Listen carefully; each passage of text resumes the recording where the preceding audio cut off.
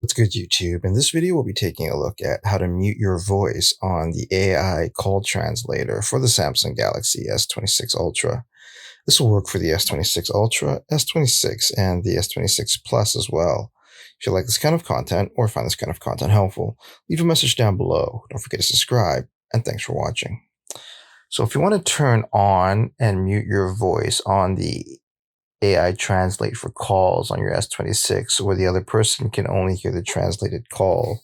Thankfully, it's pretty easy to do so. The first thing that you want to do is actually jump into your settings. Once you're in your settings, you want to scroll down and you want to look for Galaxy AI. And then from there, what you want to do is hit Galaxy AI.